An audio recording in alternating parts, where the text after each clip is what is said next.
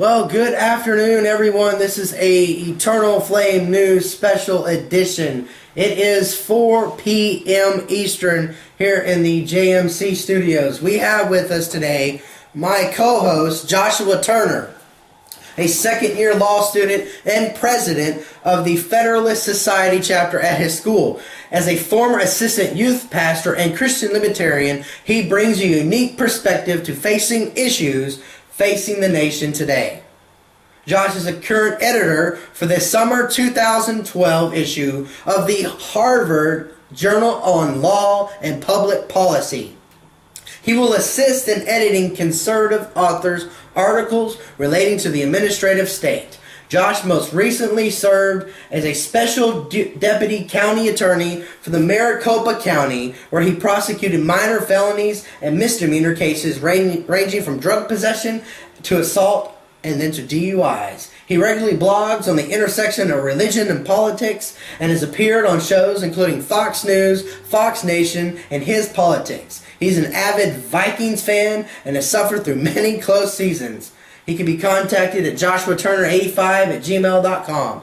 Thank you, Josh, for coming. I know that we've met on the Kevin McCullough show, and I've been following all the things you've been doing in Arizona. How's it going over there in the wonderful sunny state, as I like to call it?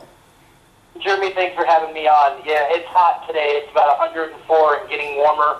Summer is here. We get to brace for temperatures at 115 and higher. Oh, outstanding. I just gotta love wonderful, wonderful hot days like that. It makes me miss Texas, but then when I hear 104, but isn't it like a dry heat because it's not really that much humidity, or is it really humid there for today? It depends. It's primarily a dry heat. You get some humidity during monsoon season. We're about a month or so away from monsoon season out here. Yeah. The big worry right now is all the wildfires that are going on across the state, doing some pretty good damage. Unfortunately, out here, it's a yearly occurrence with these wildfires. Wow.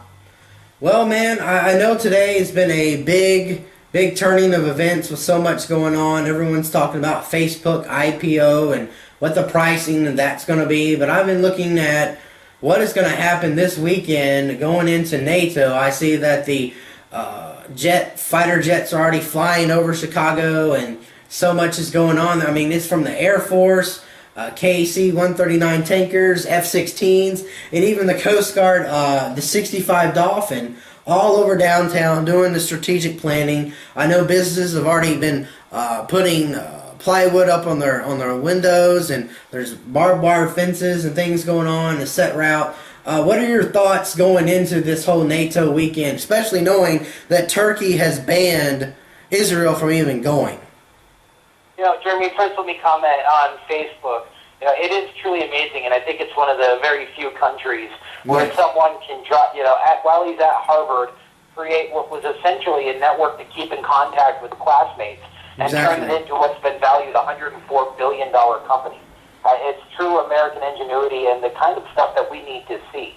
Now, the downside of that is because of our archaic tax laws that are really penalizing the investors and the inventors in this country. We're seeing people like a number of the Facebook co-founders that are renouncing their citizenship to avoid paying the archaic taxes that we have.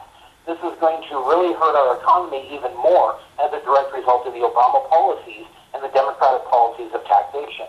Now, I think this also plays well into NATO and what you're going to see happening, specifically to what is essentially a military buildup of Chicago. I mean, it's unfortunate but necessary given the current state of the economy and things in the world. I mean, if you carry this over to Greece, who very likely will pull out of the euro and go back to using their currency of the drachma, you're going to see European markets completely tank. You're also going to see it affect American markets. To what degree is speculative, but it will definitely affect them. You have France, who under Sarkozy tried to institute austerity measures to bring back their economy, and the French people who have lived so long dependent on the government absolutely rejected these austerity measures in this last election and when they elected a socialist, Holland. And I think you're going to see that playing out here as well. As we continue to add to the deficit, more and more people become dependent on the government. We have to make a choice. Are we going to cut spending? Are we going to raise taxes? What are we going to do to address our deficit? Because there will come a time when we're forced to do it. And when we're forced to do it, it's going to come down to basically ripping apart all of the social programs. And you're going to see a massive revolt from that because of everybody that is now dependent on the government. You've had unemployment that is routinely extended time after time after time. And these social programs do not work. They only keep people dependent on government. And I think that's going to be the background for NATO, is the economy. You know, I think when you look at situations like Iraq, Iran, Afghanistan, while that will be a background, kind of playing in the background, and obviously important given Iran's propensity to ignore the world and continue to create nuclear weapons, I think the foremost thing is going to be the economy, and you are going to see the Occupy Wall Street protesters out there in force. You are going to see the liberal anarchists out there. So you're going to get a mix of everyone. And I hate to say it, but I think it will at times turn violent. You're completely right. One of the things I want to back up on is I saw a video, and you're only hearing Will Smith's side of the conversation in English, but he gets interviewed overseas, and one of the questions they tell him is like, how do you feel about the fact that America's free? And he's like, yeah, that's great. And then the next thing is you see the shock and awe on Will Smith's face when they say they want to have 75% tax. 75% taxes on all citizens. Now, I know just recently they're talking about, well, the government's, just took a 30% pay cut, and we're going to turn around and tax the people 75%. And you got to realize the other point, this is a socialist elected president. And Josh is completely right when it comes to this situation with why are they taking so many security measures with NATO. We already know that the anonymous website and the Occupy group have said this is their Red Dawn moment, their defining moment on how they can try and overthrow the government. That's exactly what they want to do. They want to do a chaos theory where they want to come in with whatever signs, whatever supposed peaceful things, and what we've seen in Oakland and what we've seen in New York, that's what they want to do with NATO. They want to come in and walk right into the building, just like they already did with President Obama's headquarters. Occupy already walked in there and tried to take over, essentially wanting to, overthrow the government. I guess they think the movie V for Vendetta is something that we're supposed to do, and their purpose is to bring upon more of this socialist movement. I've had an investigation going on here locally and across the globe on the Occupy movement and on the Socialist Party as a whole. And what I found out is the close ties to several different organizations, particularly that Organizing for America that's supposed to be working for Obama. We already realized that the fact that Jeremiah Wright has come out and has pretty much kicked Obama under the bus, there's rumor of a two other party group or another Democrat that's trying to come in. We have Biden end up speaking very openly and candidly that he understands why West Virginia would rather vote for a Democrat person who is in jail versus Obama. So I'm seeing some things being set up for this completely dynamic shift. I know there's rumors that Hillary Clinton might be involved. We have a couple of other party members that are involved, and it's just getting to a point where if we don't protect the sanity and the sanctity of what we are as a nation, as a people, we're going to lose a lot of rights, and we are going to become more of a fascist country. I know people are arguing with me and saying, well, Jeremy, I don't think we're going to be a socialist country. We're not going to elect a socialist president. And I said, well, what about this evolving movement that keeps going on and on and on how we are? I mean, for instance, how Obama is endorsing gay marriage, and then we find out more with what Wright's talking about, that all these black pastors were pretty much bought off or being told, they're going to do these things. So then we have Romney coming out, speaking at Liberty University, telling evangelicals that their values are his too. What do you think about this, Josh? I think the first thing we have to be careful is, everything with, as conservatives, we cannot make Reverend Wright and this whole mess that has been going on a key focal point in the election. Exactly. I think part of the reason for that is, McCain failed in 2008 to use this. You know, there was obviously material about President Obama's association with not only Reverend Wright, but also with Bill Ayers in 2008. Mm-hmm. And for whatever reason, the McCain campaign decided not to use this information. It's almost kind of, you know, like going back to it after the fact, you know, and I think we have to be careful with that. I think what we have to do is keep the American people focused on the economy, and that's what's going to help the conservative cause. That's what's going to help Mitt Romney win. All these other issues, I think, in some ways, truly are distractions, and I don't mean to downplay the issue of gay marriage and whether it's a civil right or not a civil right, and the Christian community's opinion on it. But we do need to be very careful, because I don't think, at a federal standpoint, in a federal election, these issues help us.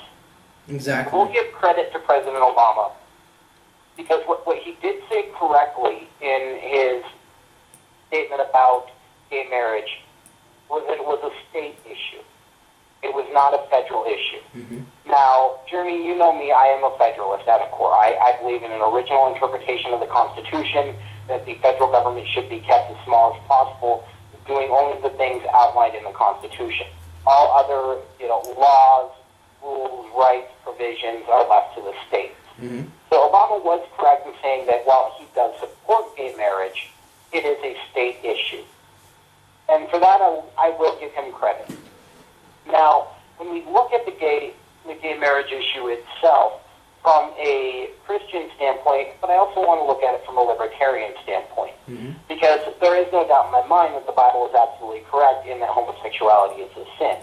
But I think a lot of times what rubs people off and rubs people the wrong way when Christians are out there saying this is we do not, as Christians, do an effective job of saying it is a sin, yes, but it's a sin just like any other sin. Exactly. And we throw the baby out with the bathwater a lot of times. Mm-hmm. We have to get to the notion that as Christians we are supposed to hate the sin but love the sinner. You know, and we work with them and give them the option. We can't force our views on anyone.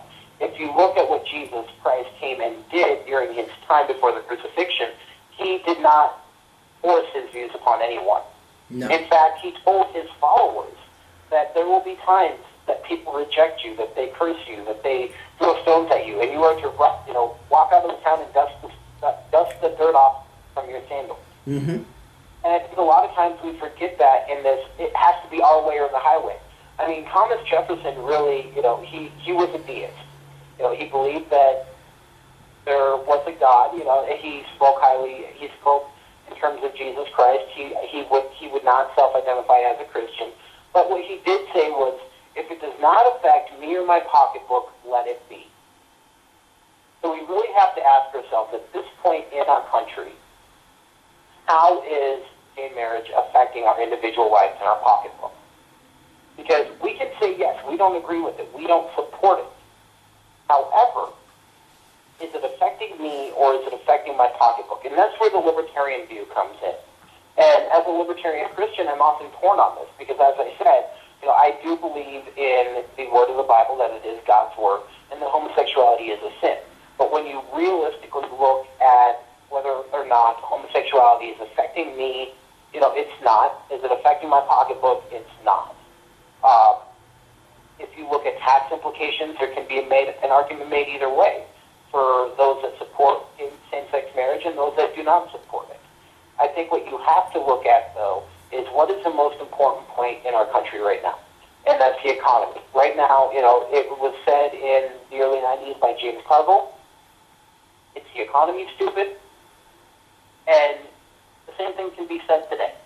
It's still the economy, and I'm not stupid.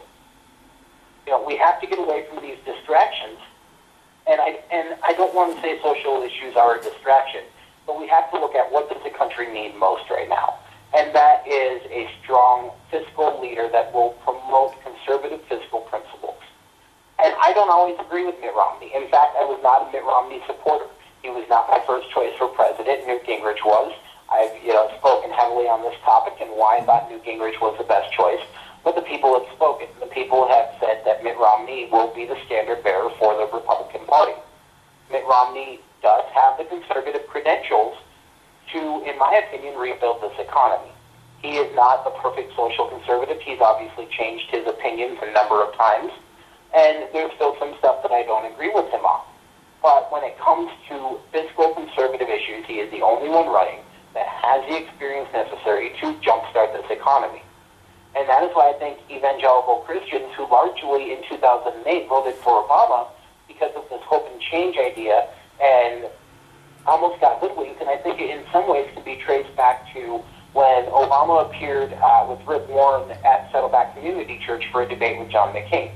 And in that debate, he did say that he believed gay marriage, or that marriage was between a man and a woman. Now, this countered his earlier position when he had said, when he was still in local Illinois politics, that he believed that same-sex couples had a right to marry and he would fight for that right. So Obama has also changed his opinion a number of times. But the bottom line is we have to get away from these issues. Yes, they can be background issues. Yes, they are important. But they do not come to the level of importance that the economy does. I mean, we can tackle and reach solutions on all the social issues, but that doesn't do anything if our country is still in flames from the economy. You know, if you have a house in the shed burning, what are you going to save? You're going to try to save your house first and then go to the shed. You know, I look at the shed as a social issue. Obviously, they're a concern. We need to look at how we can best address them as Americans. But the main thing is the house with everything in it, and that's the economy. In terms of social issues, I think that we need to leave them up to the states. I think North Carolina just passed a resolution saying that they do not want same-sex marriage. Other countries, such as Vermont and New York, have said they do want same-sex marriage. What you see is a reflection of different cultures. That's what makes America great. It's what our founders provided for in the Constitution. Yes, you do get kind of a hodgepodge of laws here and there, but it does reflect the cultural norms closer to the people that are directly affected by the laws, and that's what our founding fathers wanted to happen. They didn't want this massive bureaucracy that would, dictate laws like a king on high from D.C. to a vast and diverse country. They wanted a federal government that would provide for the common defense and a few other strictly written things in the Constitution and leave everything else to the people at their local state level. You're exactly right. And like I was saying with this whole situation, with the possibility of a terrorist assassination on anyone who goes to a NATO event, that's a public thing that anyone can realize. Any kind of big event like this, there's always extra security. But at the other side of the coin is like what Josh is talking about here, is what happens the closer we get to elections. If you haven't paid any attention, what does always happen every year? There's always this discord and division amongst the Republican Party. And what happens is they keep trying to find ways, the far left, the far right, which keep trying to find ways to go against each other, find more dirt. And as it gets closer to November, like I said, more people are going to start coming forward that are probably partly in being involved with the Democrats, which I realized there was the rumor about which Democrats switch sides to vote for either Santorum or vote for Romney and all this stuff. But now that we're actually down to the actual candidate who has already been, nominated for the Republican Party, we have to stop fighting amongst ourselves. And that's one of the biggest issues that I've seen, is this big division amongst ourselves. And a good example is coming up on the 8th of June, there's going to be another rally for religious freedom, and it goes right hand in hand about the Supreme Court's ruling on Obamacare. Now, this is another piece that we're split on.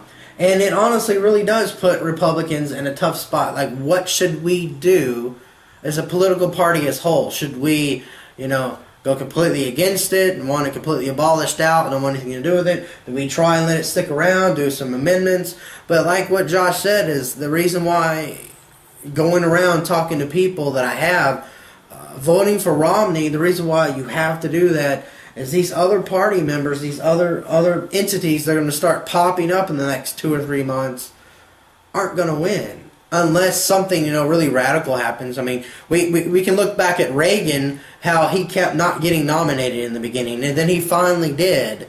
But that's the point.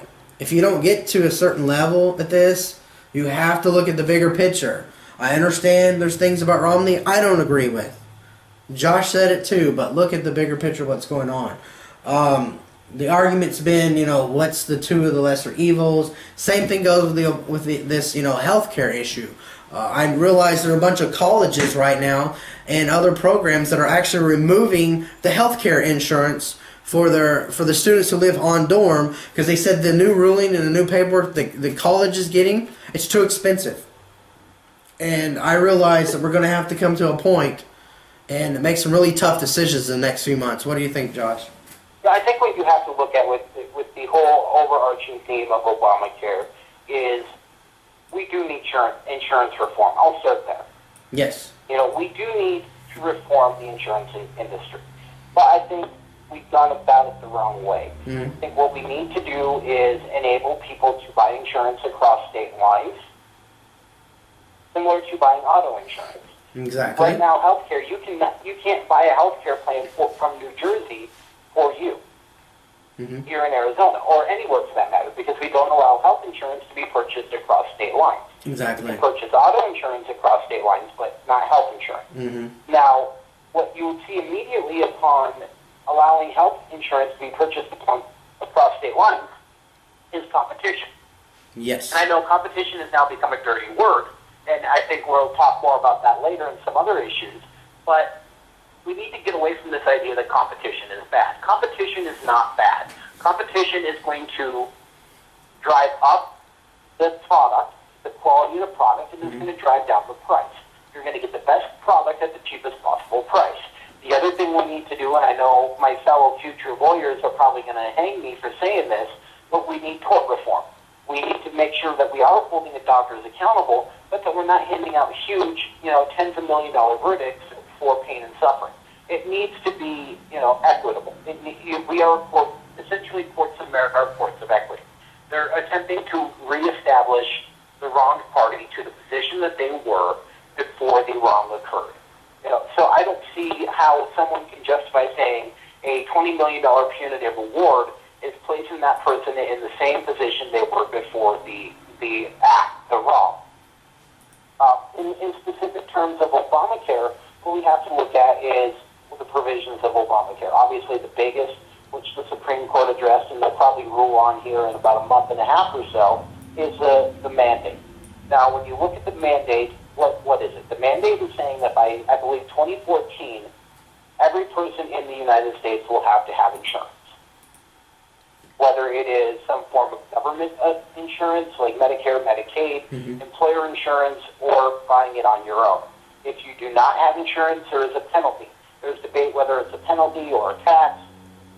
I think that's part of Nancy Pelosi's famous line that we have to pass the bill to know what's in it. Well, the bill was passed, and we're still trying to figure out what's in it. Not only in terms of tax and the penalty, but also in terms of contraception. So obviously, within the last 3 months or so, it's been a big, almost brouhaha over this contraception issue and whether the government can force religious employers, such as the Catholic Church, obviously being the big one, to provide contraception for their employees, even though it is against their religious beliefs. Yeah, I have a few things I could comment on, specifically the issue of contraception and telling, my opinion that I think it's almost time to join the 21st century and look realistically, but at the same time, it is their right to believe that contraception goes against the Bible.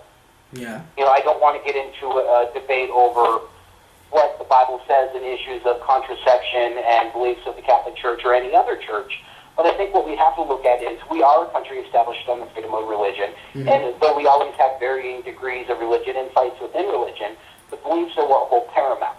So I think it is blatantly unconstitutional, and there has been Supreme Court rulings that would back me up, that the United States government cannot force a religious institution to provide contraception coverage for their employees when it blatantly goes against their religious beliefs. Exactly. Now, there are some questions as to what about a hospital? That's going to employ Catholics and non-Catholics. How do you get around that? Well, and what if it's a quasi-Catholic organization that still receives state funding? Obviously, those issues are always going to be around, but the bottom line here is, if in terms of contraception, if it is a religious employer, I would first say that the religious employer really needs to look at what they're gaining or losing. in this fight. And look at how closely those beliefs are and how important they are. And remember that they want to be a part of society because, yes, the government does not have a right to force them to do this, but in a sense, society can. And I mean society can by saying that backlash, boycott, negative public opinion.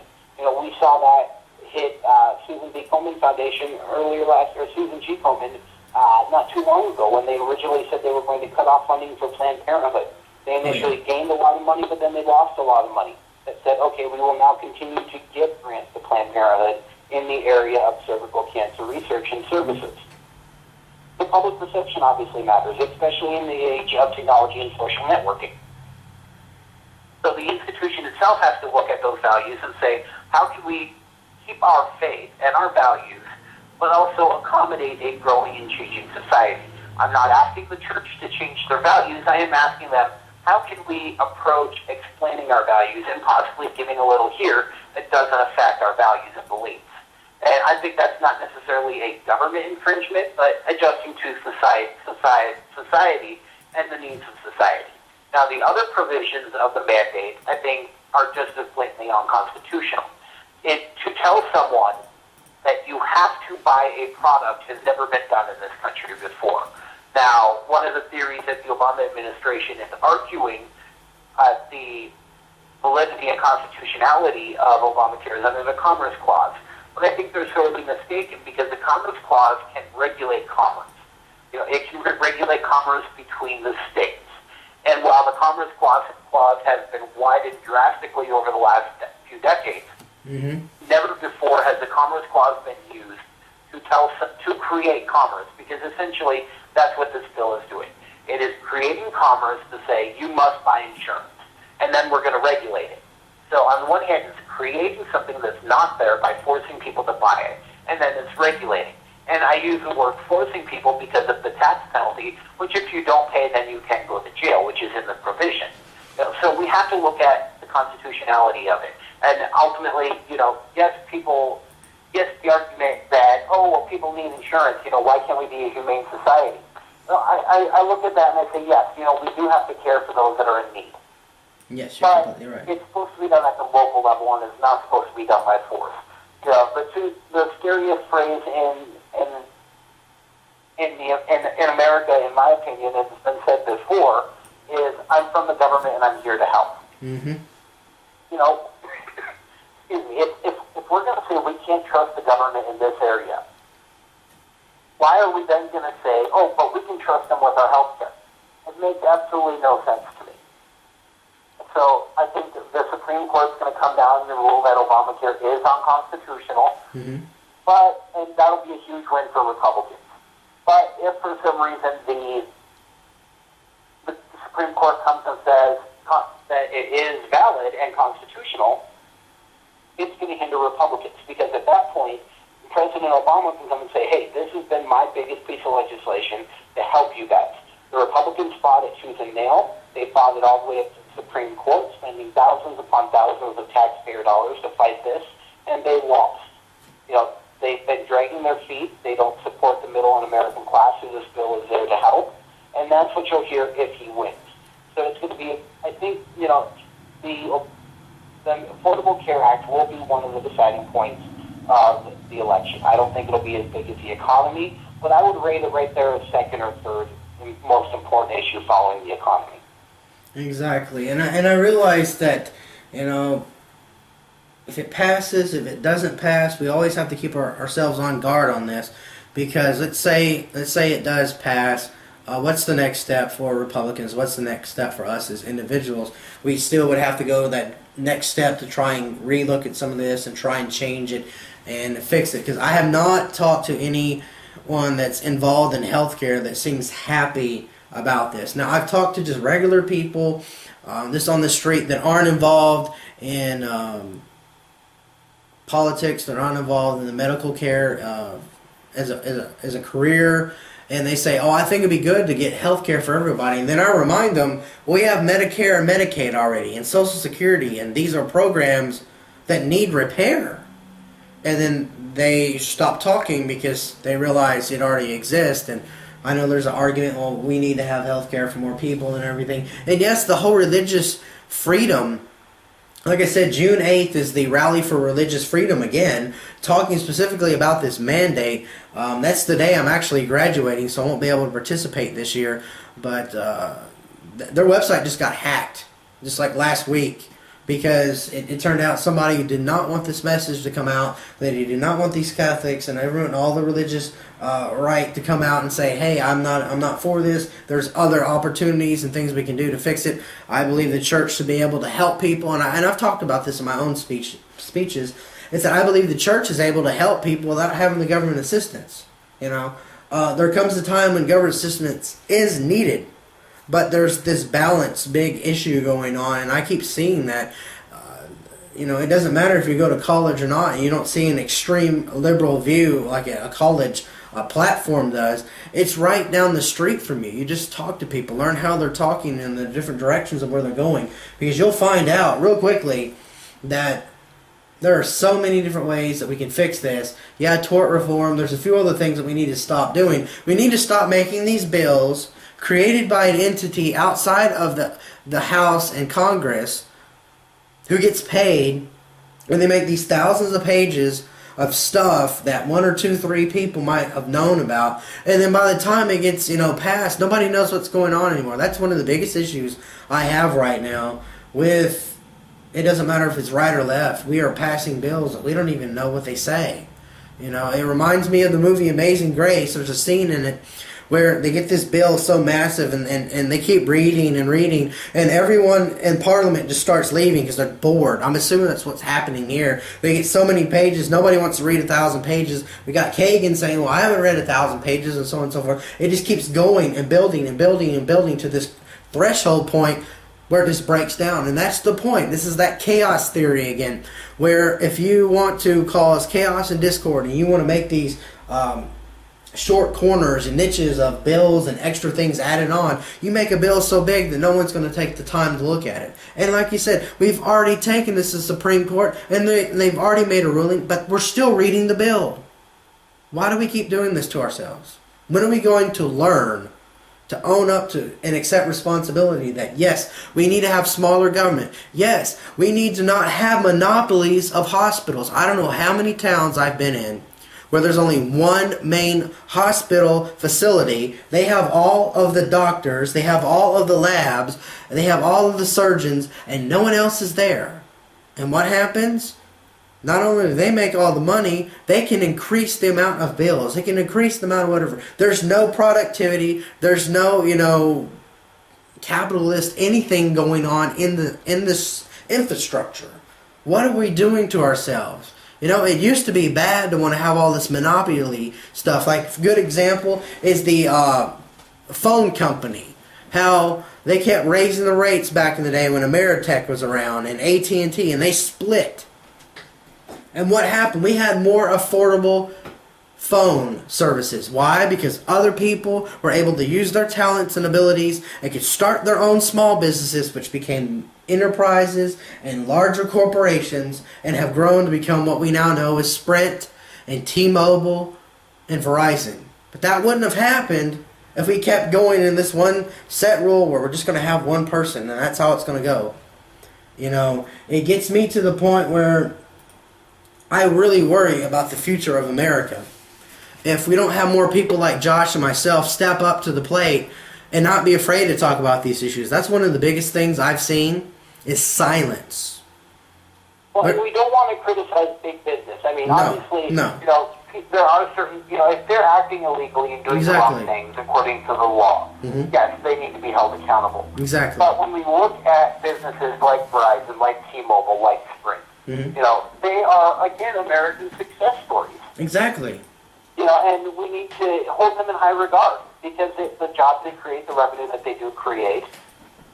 And I think when we look at businesses in some ways have gotten a bad rap. Part of that is their own fault. Part of that is also the government's fault. And I think Mitt Romney is right in that we should have let GM go bankrupt.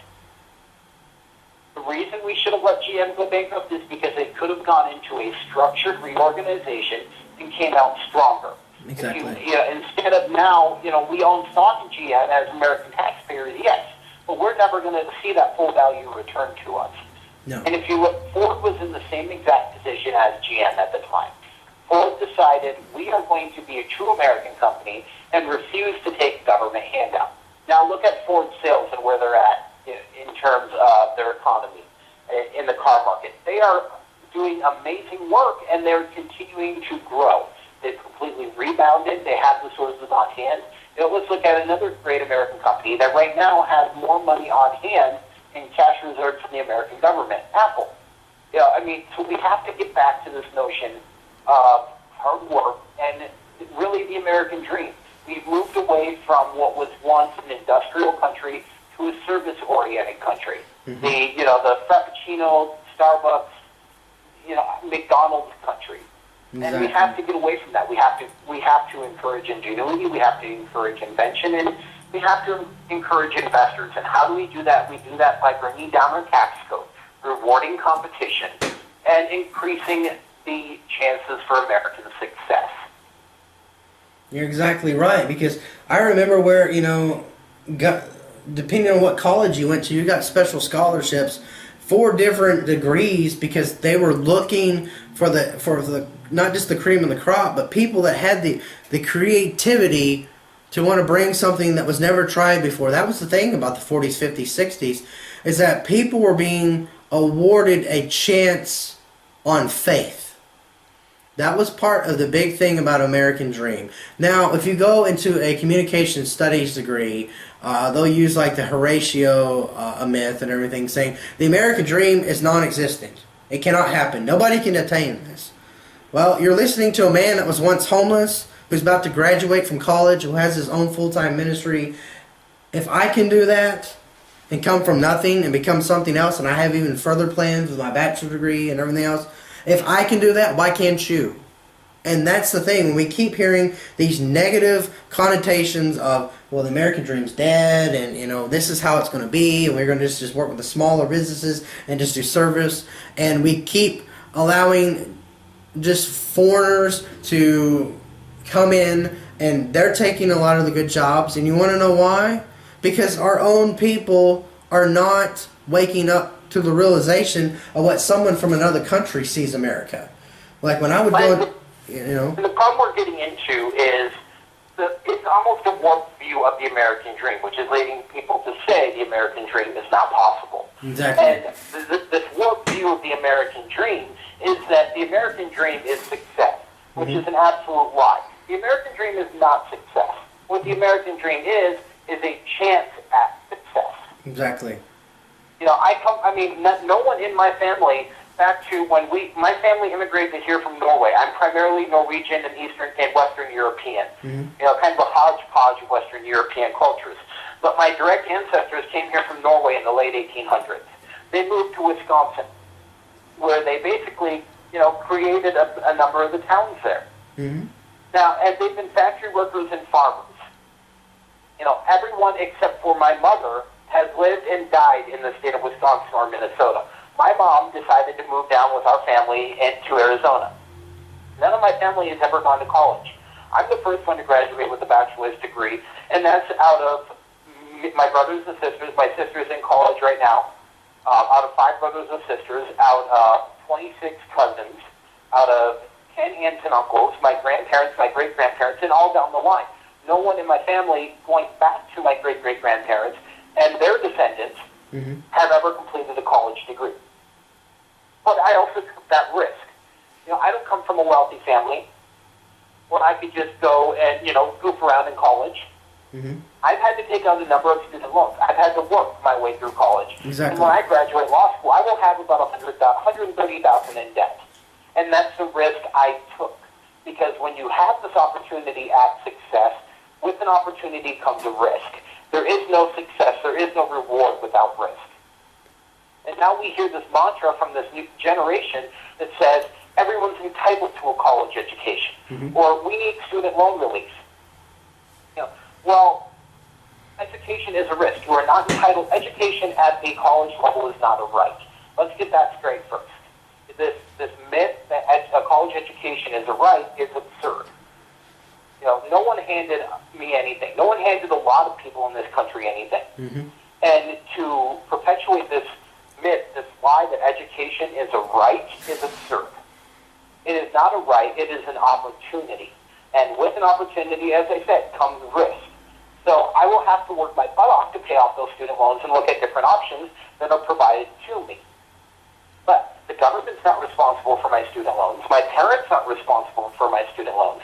I made a conscious choice to take the risk and take out student loans so that I could better myself and have my shot at the American dream, my shot at success, the opportunity to have success.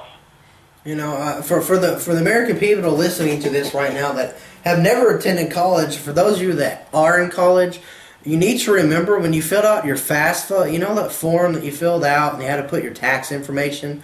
Well, you had to go to another site that was probably studentloans.gov. You had to take a test, and you had to click a few check boxes, get a PIN number, sign some stuff either on paper or digital.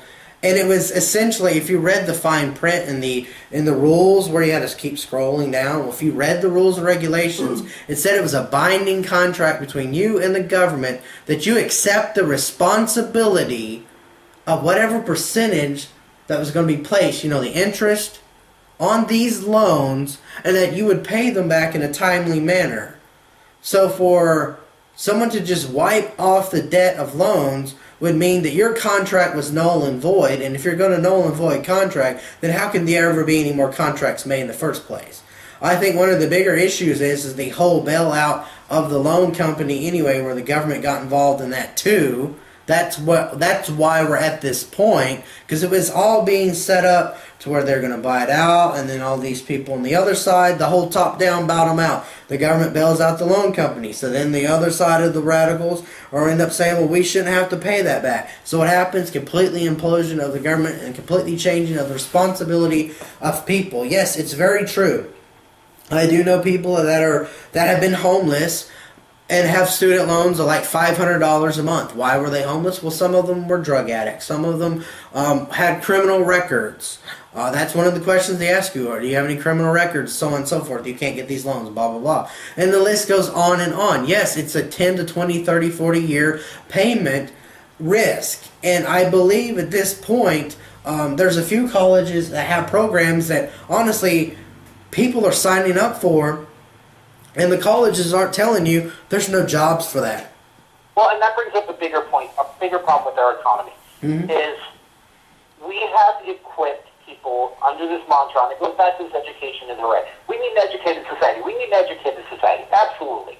But we also need a workforce. We are producing too many college-educated people. And I'm not saying we're producing too many college-educated people in general, but in the wrong fields. A woman's studies degree is worthless. A cultural study degree is worthless.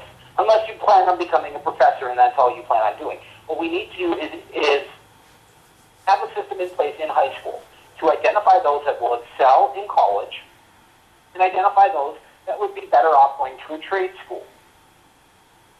Instead of this notion that, it goes back to when we were kids, we were always told, you can do whatever you want to do. Exactly. Well, I'm 5'10", 250 pounds. I can't be a basketball player.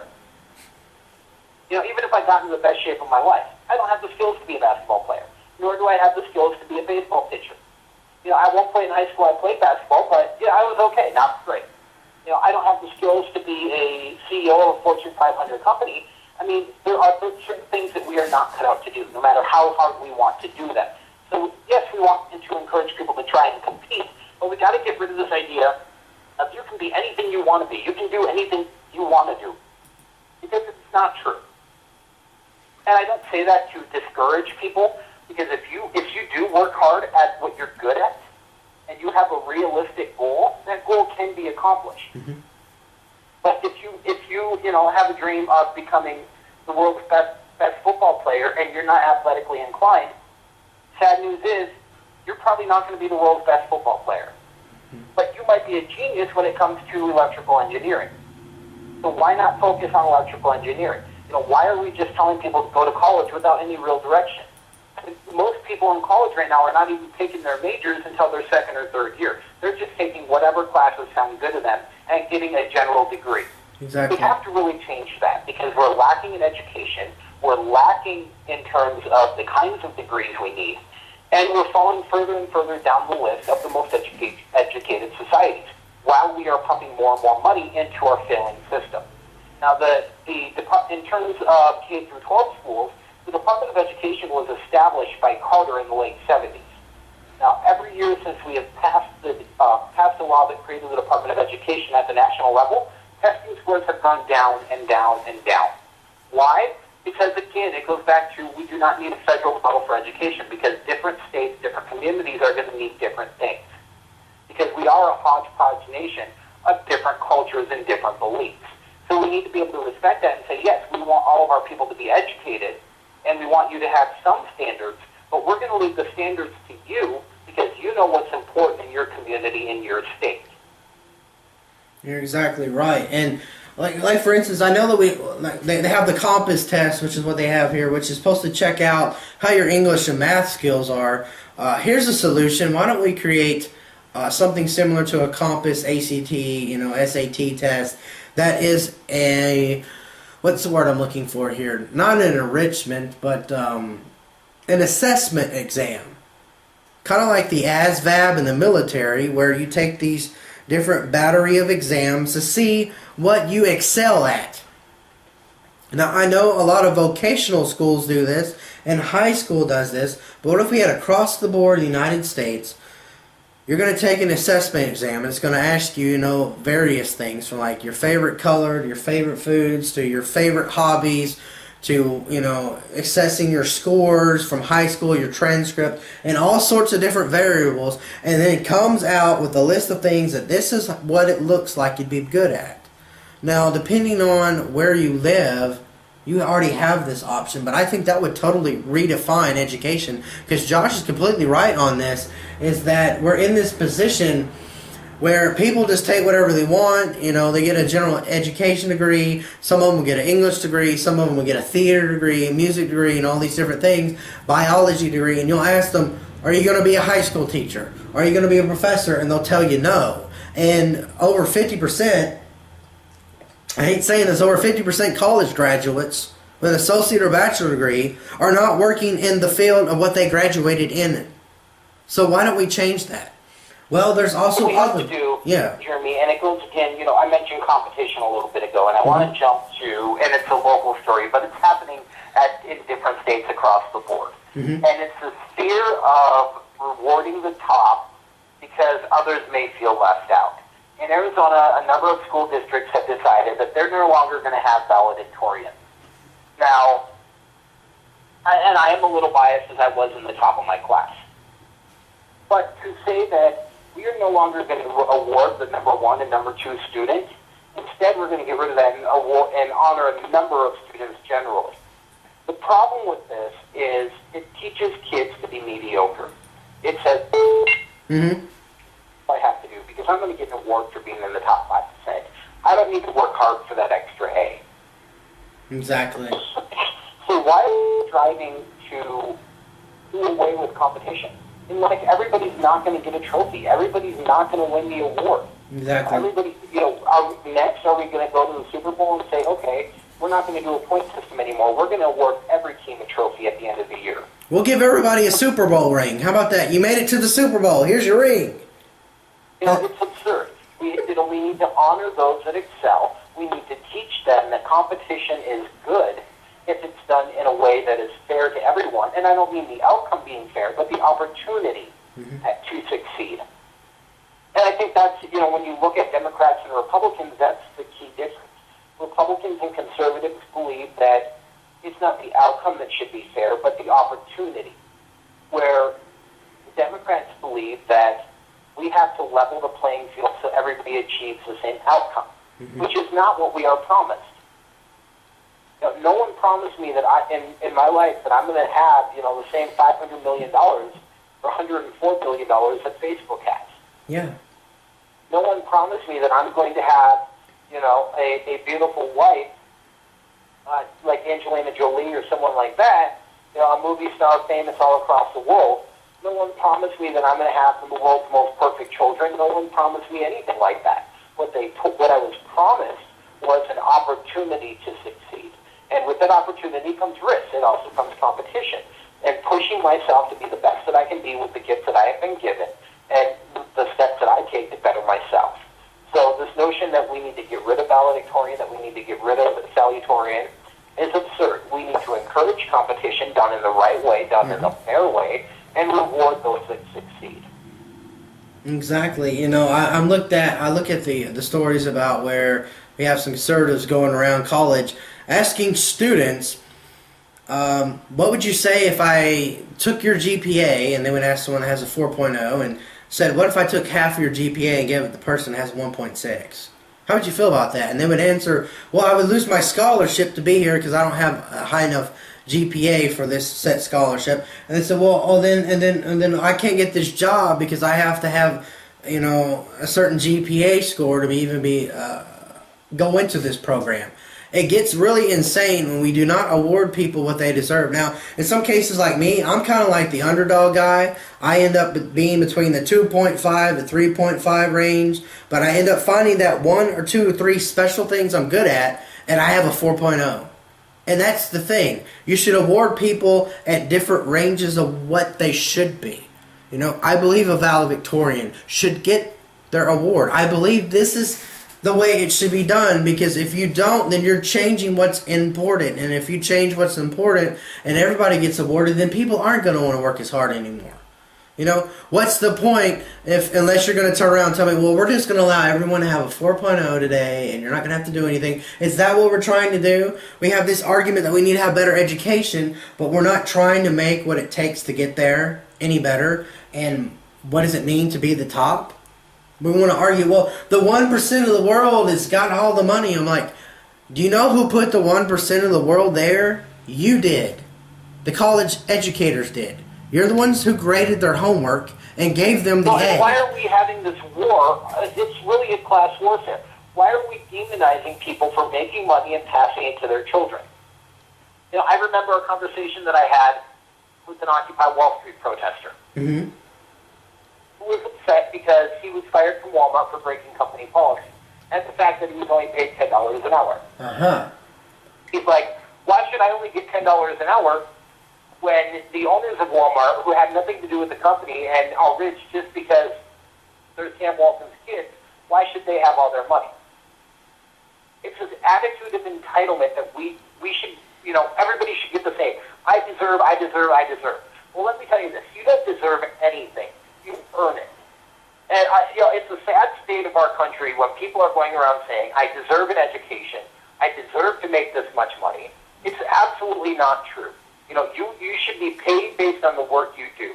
And if you earn enough money that you want to give it to your kids, why should the government care? I'm reminded of a story that a college professor once told, and an experiment that he did with his class. His class were all, at the beginning of the semester, he asked his class, how many of you are socially liberal, Democrats? And the majority of the class rose his hand. He started asking why. It was the same reason. I want this, I want that, I should get this. The haves and the have-nots. So he said, here's what we're going to do. For this semester, your grades are going to be based off all of your work. It'll be a cumulative grade. So, however, but basically the averages is what everybody will get. So if the average is a C, you all get a C. If the average is an A, you all get an A. So essentially taking, rewarding those that do nothing and helping and hurting those that do work. Well, the first test comes and goes, and everybody was pretty, so those that did nothing were upset because, or those that did nothing were happy because they didn't study for the test, they didn't prepare for it all, and at the end of the day, they got a B, which was higher than they've ever got. Now, those that studied and prepared and would have got A's, they got a B as well because that was the class average. Mm-hmm. So the next test comes along, and those that did, those that had before done all the work now said, what's the point? Why am I going to do it? I'm not going to be rewarded for my work. And those before that hadn't done any work continued to say, fine, I'm not going to do anything. I'll rely on the others and get their grades. Well, the average was, at that point, a D on the second test, and they complained to the professor. And he said, hey, the deal was, you guys are going to get your work, your grade based off what you do as a class. And the mantra of this story, is that is the government we're creating, and it is socialism. And it's not necessarily blamed on Obama or even to an extent George Bush. Mm-hmm. It's a reflection of society, and that we no longer want to work for what we have. We can blame our leaders for enacting policies, but we have to remember that the leaders, that we know what they're going to do. Barack Obama told us what he was going to do when he was elected. Yes, he didn't hide anything in terms of what he wanted to accomplish. So, it comes back to that. And I know our time is running short, and there is an issue that I want to talk about that is very important, and I think will have some interesting consequences.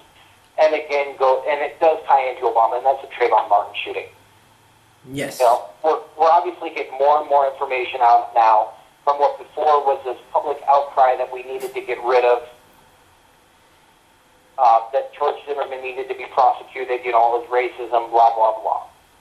And I'll admit, I was one of the ones that at first said, hey, this looks suspicious. This looks something wrong with this. But now we're seeing more and more evidence come out that he was bloody, that witnesses are saying he had his head pounded into the pavement repeatedly. And that's what at the end of the day, this does look like the case of self-defense. And I do want to give a little disclaimer here that, yes, I used to be a special deputy county attorney. I was in that position as an intern. But my opinion is this is my own. It in no way reflects any prosecutor's opinion. The prosecutors in Florida believe that they have the evidence to go forward with the prosecution. Mm-hmm. But my personal opinion is this is self-defense. And I made a comment a moment ago about how this ties into Obama. Mm-hmm. But first I want to go back. I believe it was in 2009, 2010, we had what became known as the Beer Summit, when a Harvard officer saw a guy what looked to appear breaking into his house, and it turns out it was a Harvard professor who was black, the cop was white, and it turned into this big controversy on whether the cop was racist. Obama decided to put himself in the middle of that situation, and when he really shouldn't have. It wasn't a national issue. It wasn't anything a president should even be involved in. And we see again the same thing here. Within, a month or so after the Martin shooting, when it really started to gain ground and gain attention, then President Obama made a comment, that's my son. He could be my son. Yeah. What was the point of that, besides to flare up additional racial tension? And then we have the media and how they've played into it. Because the media, especially NBC, they edited a very important piece of evidence when they played it over the airwaves. They edited the phone call, the 911 tape, to make it sound like George Zimmerman was volunteering that the guy who was chasing Trayvon Martin was black, and that's why he was following him, which is absolutely not the truth. If you listen to the full unedited version of the tape, you will hear the dispatcher ask George Zimmerman, is he white, black, Hispanic? And George Zimmerman says, I think he is black. It was in response to a question. Zimmerman did not volunteer this. Now, I'm not saying Zimmerman's completely in the right, because Zimmerman was told by the dispatcher to back off and let police handle it, not to follow the guy. And he chose to follow him. How much that'll play into it, I don't know. But what I do know is that Zimmerman, at the time of the shooting, was being punched, and, was being punched, had his head being smashed into the ground by Trayvon Martin. Now, it has also came out that Trayvon Martin, had THC in his system. We all know THC is marijuana. Mm-hmm. This, I think, goes against what's been portrayed in the media, that Trayvon Martin was this innocent little kid, that was going to the store to buy tea and Skittles and never done anything wrong in his life. We're seeing more and more that was not necessarily the case. I guess the point of all of this is you really have to be careful, especially at the presidential level, of sticking your head, A, where it doesn't belong, and B, thinking before you speak. You're exactly right. I mean, me having the military background on this, having a top secret clearance, you having the law background, the one thing that you and I have in common is that phrase of beyond a shadow of a doubt, knowing all the facts, discovery is what they're going through right now for the case, which for those of you who are interested in wanting to know, discovery is the point in a case where information amongst both sides is being shared freely, so that nobody, gets caught off guard. Yeah, you might have a surprise witness, but that's not included in that. That's separate. For those of you interested, I have actually represented myself in court and won, and the judge was so impressed that I was able to give the court ruling on the case. So I understand this wholeheartedly, fully, from that one moment.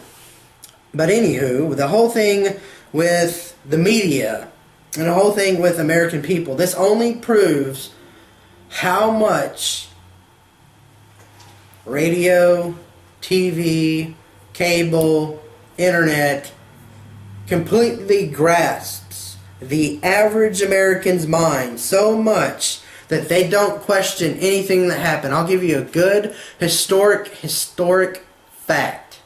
Orson Welles was on the radio one day, and he started talking about aliens landing on the earth and causing chaos and discord. And what happened?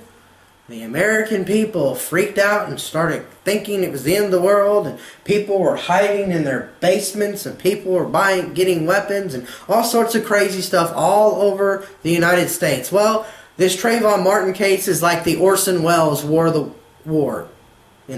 That whole crazy analogy of we normally want to trust our media. Yes, I understand it. There are journalists that have great degrees and a lot of accolades, and they report good stories. A lot of times you hear a bunch of negative stories, and we're supposed to trust them. But when it comes to any case, and I understand this one, it was very tough to even know this happened. What happened is that NBC, 2 people have been fired from NBC over this already.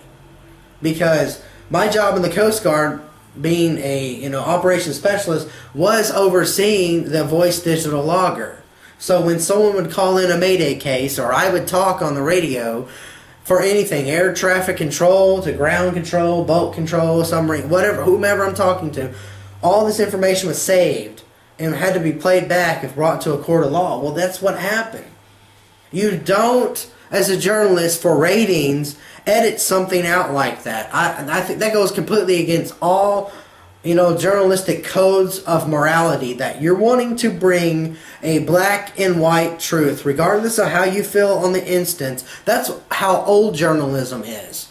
Now, we have journalists and we have media companies that are all completely one-sided on different issues, and you don't hear a whole truth anymore. I mean, we have to go to the internet now and other media outlets to find the whole story. I mean, just recently, YouTube deleted Carl Gallup's YouTube page for absolutely no reason. They just reinstated it, and a couple of others. A bunch of things are happening, and I would not doubt between now and November, there will be more racial instances like Trayvon Martin, more other cases where not all of the facts are being given to you. And I really ask you to kind of do what Glenn Beck says. I challenge you to go with boldness.